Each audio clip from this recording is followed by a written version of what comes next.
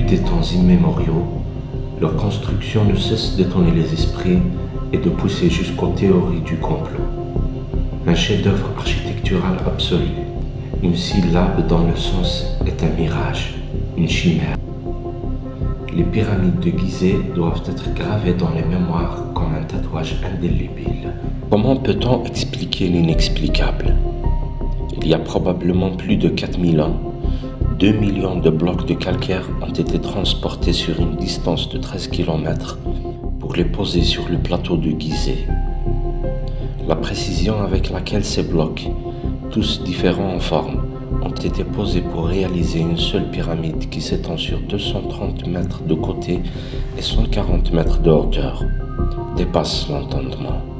Le revêtement du sol sur lequel est construite la grande pyramide est d'une superficie de 60 000 mètres carrés, posé de blocs inégaux et sculptés afin d'ajuster chaque bloc comme une sorte de puzzle, et tout aussi stupéfiant. Comment cette pyramide a été orientée sur le nord avec une précision dont l'erreur est de seulement 5 centièmes de degré, et de garder la même mesure sur 140 mètres de hauteur. Ajoutez à toute cette étrangeté ce qu'on peut énumérer pour avoir une idée de l'ampleur du mystère. Une entrée cachée, un tunnel qui mène au couloir et un renfoncement de la face sud qui signalerait les équinoxes, etc. L'île de Pâques est probablement moins connue que d'autres sites archéologiques dans le monde. Pourtant, il s'agit d'une île pleine de mystères qui entoure ces statues géantes et fières. Un morceau de terre perdu dans l'océan Pacifique.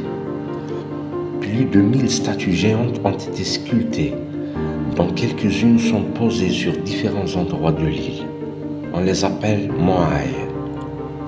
Ces colosses pèsent de 40 à 60 tonnes.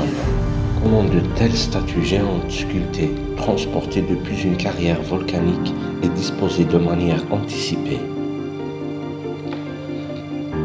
Un socle qu'on appelle Ahuwinapu a été construit dont la ressemblance est frappante avec les constructions incas. D'ailleurs, Ahuwinapu est le socle le plus ancien sur l'île de Pâques. La différence avec les autres socles est que parmi ces derniers, quelques-uns se sont effondrés. Le mystère de ces constructions anciennes continuera de tourmenter les spécialistes.